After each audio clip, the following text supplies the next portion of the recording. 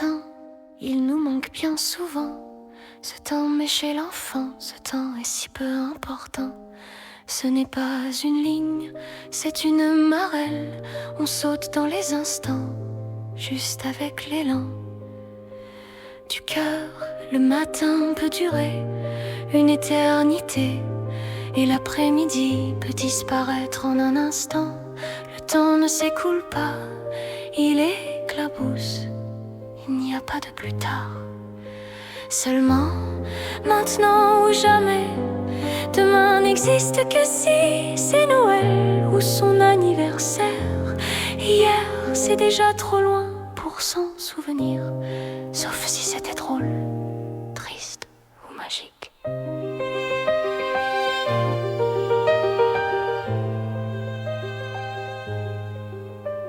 Le temps de l'enfant est un animal libre.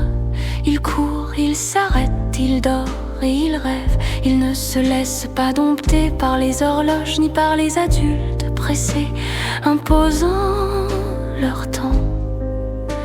Puis vient l'apprentissage, on leur apprend les jours de la semaine, comme on présente les barreaux d'une cage. Lundi, devoir, mardi, contrainte, mercredi, un peu d'air pur, jeudi, déjà la fatigue, vendredi, la promesse, le week-end, ses parents, inlassablement, on leur offre une montre comme on offre une laisse. Regarde, maintenant tu sauras quand t'arrêter. Mais il ne voulait pas s'arrêter, il voulait continuer à sauter dans la marelle du présent. Le temps adulte est une machine. Il broie les instants, compresse les émotions, vend les heures au plus offrant.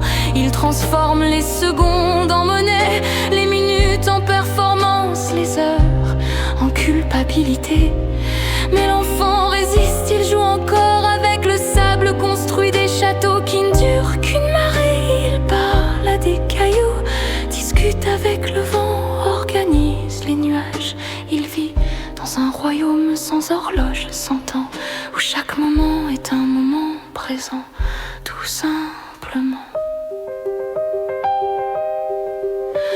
Et si nous avions tort, si le vrai temps était celui qui ne se mesure pas, celui qui s'écoute, qui se goûte, qui se respire, celui qui ne passe pas mais qui reste là dans le creux d'un souvenir, dans la chaleur d'un regard, dans la vibration d'un mot juste.